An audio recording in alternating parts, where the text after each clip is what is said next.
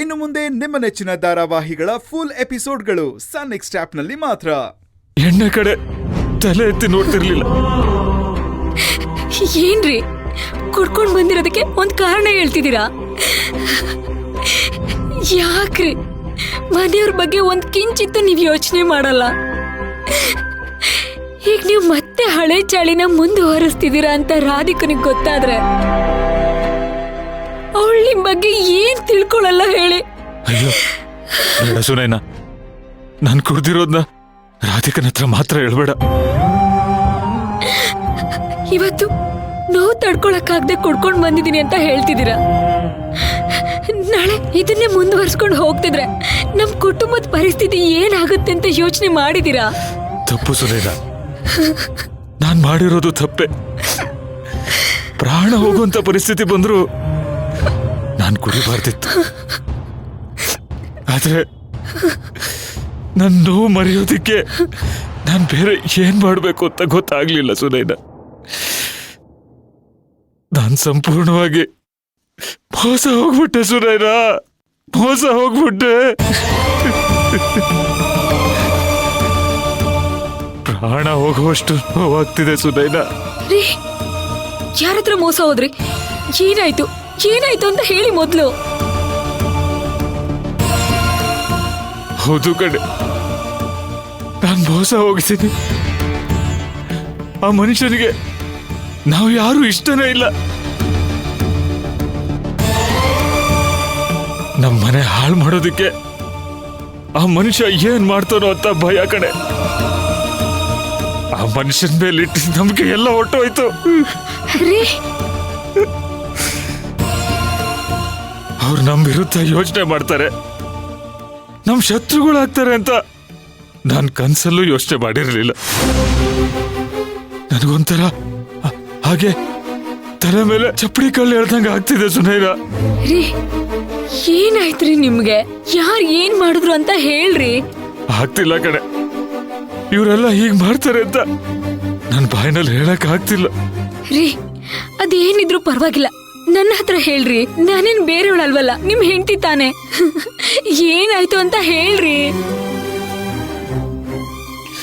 ನಾನ್ ಮೋಸ ಹೋಗ್ಬಿಟ್ಟೆ ಸುನೈನಾ. ನಮ್ ದೊಡ್ಡಪ್ಪನ್ ನಂಬಿ ನಾನ್ ಮೋಸ ಹೋಗ್ಬಿಟ್ಟೆ. ರೀ, ಏನ್ ಹೇಳ್ತಿದ್ದೀರಾ ನೀವು? ನನ್ಗೇನು ಅರ್ಥ ಆಗ್ತಿಲ್ಲ. ಸರಿಯಾಗಿ ಎಲ್ಲಾನು ಬಿಡ್ಸಿ ಹೇಳಿ. ನಾನು ನಮ್ ದೊಡ್ಡಪ್ಪನ್ನ ನಮ್ ಮನೆ ದೇವ್ರು ಅಂತ ಅನ್ಕೊಂಡಿದ್ನಲ್ಲ. ಆದ್ರೆ ಅವ್ರಾಗ್ಲಿ ಅವ್ರ ಮನೆಯವರಾಗ್ಲಿ ಹಾಗಿಲ್ಲ.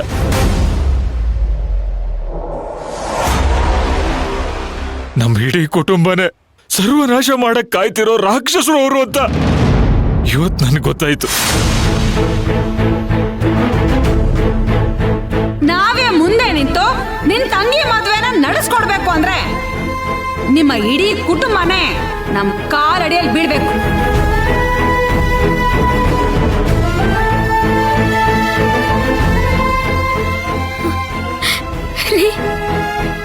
ನೀವ್ ಹೇಳ್ತಿರೋದೆಲ್ಲ ನಿಜಾನಾ? ಹೌದು ಸುನೈನಾ, ಅವರು ನನ್ನ ಸ್ವಂತ ಅಪ್ಪ ಇದ್ದಾಗೆ ಅನ್ಕೊಂಡಿದ್ದೆ.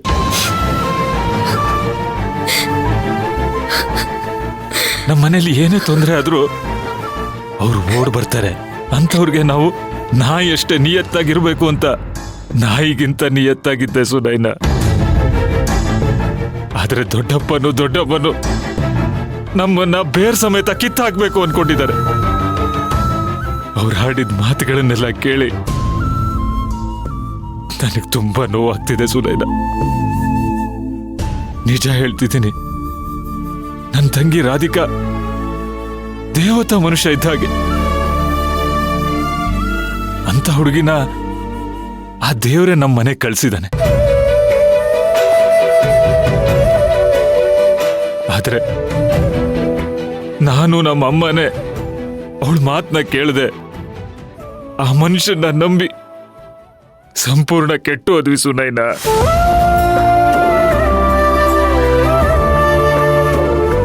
ಈ ವಿಷಯ ಅಮ್ಮಂಗೇನಾದ್ರೂ ಗೊತ್ತಾದ್ರೆ ಅವಳು ಜೀವನ ಬಿಟ್ಬಿಡ್ತಾಳೆ.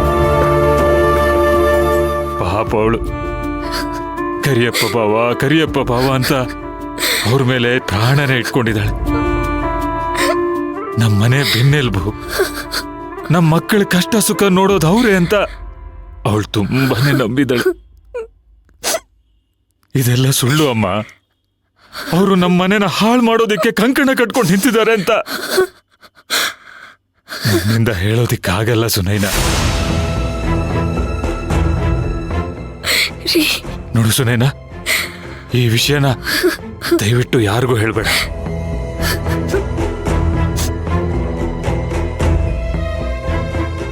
ನಾನು ಈ ವಿಷಯನ ಯಾರ ಹತ್ರನೂ ಹೇಳಲ್ಲ.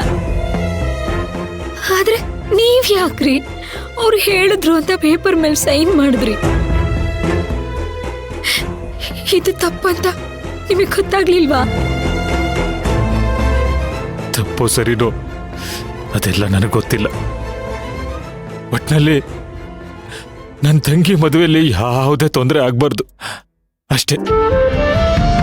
ಅದಕ್ಕೆ ನಾನು ಏನ್ ಬೇಕಿದ್ರೂ ಮಾಡ್ತೀನಿ. ನಮ್ಮ ದೊಡ್ಡಪ್ಪನಿಂದ ನಮ್ಮ ರಾಧಿಕನ್ ಮದುವೆ ನಿಲ್ಬಾರ್ದು. ಅದಕ್ಕೆ ನಾವು ಮನೆಯವರೆಲ್ಲರೂ ಬದುಕಿರೋವರೆಗೂ ನಿಮ್ಮ ಅಡಿಯಾಳಾಗಿರ್ತೀವಿ ಅಂತ ಬರ್ಕೊಟ್ಟು ಬಂದೆ ಸುನೈನಾ.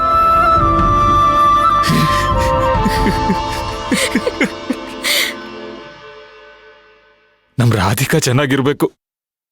ಅದಕ್ಕೆ ನನ್ನ ಮಾನ ಮರ್ಯಾದೆ ಯಾವ್ದು ಬೇಕಿದ್ರೂ ನಾನು ಅಡ ಇಡಕ್ ತಯಾರಾಗಿದ್ದೀನಿ. ಕೇಟ್ರಿಂಗ್ ಬಿಸ್ನೆಸ್ ನಲ್ಲಿ ನಾನ್ ಮುಂದೆ ಬಂದಿಲ್ಲ ಅಂದ್ರೂ ಪರವಾಗಿಲ್ಲ. ಆದ್ರೆ ರಾಧಿಕಾ ಅವಳು ಪ್ರೀತಿಸಿರೋ ಹುಡುಗನ್ ಮದುವೆ ಆಗಿ ಚೆನ್ನಾಗಿರ್ಬೇಕು. ನಮ್ಮನ್ನೆಲ್ಲರನ್ನೂ ಒಂದ್ ದಡ ಸೇರಿಸ್ಬೇಕು ಅಂತ ಇಷ್ಟು ವರ್ಷ ಯಾವ ಸುಖನೂ ಪಡೆದೆ. ನಮಗೋಸ್ಕರ ಅವಳು ದುಡ್ದಿದ್ದಾಳೆ. ಇದಕ್ಕೆಲ್ಲ ಯಾರ ಕಾರಣ ಸುನೈನಾ? ಯಾರು? ನಾನು. ಈ ಬೇಜವಾಬ್ದಾರಿ ಅಣ್ಣ ಕಾರಣ.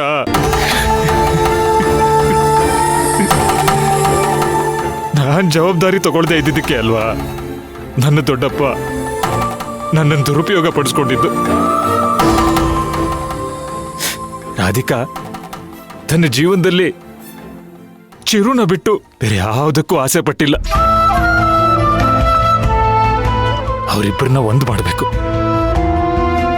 ಎಷ್ಟೇ ಅಡೆತಡೆ ಬಂದ್ರೂ ಅವ್ರ ಮದ್ವೆನ ಚೆನ್ನಾಗಿ ಮಾಡಬೇಕು. ಅದಕ್ಕೆ ಅವ್ರಿಗಾಗಿ ಬರ್ಕೊಟ್ ಬಂದೆ ಸುನೈನಾ. ಜೊತೆಗೆ ಇದ್ಕೊಂಡು ನಮ್ ದೊಡ್ಡಪ್ಪ ಚೂರಿ ಹಾಕ್ಬಿಟ್ರು ಸುನೈನಾ, ಚೂರಿ ಹಾಕ್ಬಿಟ್ರು. ಅಳ್ಬೇಡ್ರಿ. ಈಗ್ಲಾದ್ರೂ ನಿಮ್ಗೆ ಅವ್ರ ಬುದ್ಧಿ ಎಂತದು ಅಂತ ನಿಮಗೆ ಅರ್ಥ ಆಯ್ತಲ್ಲ.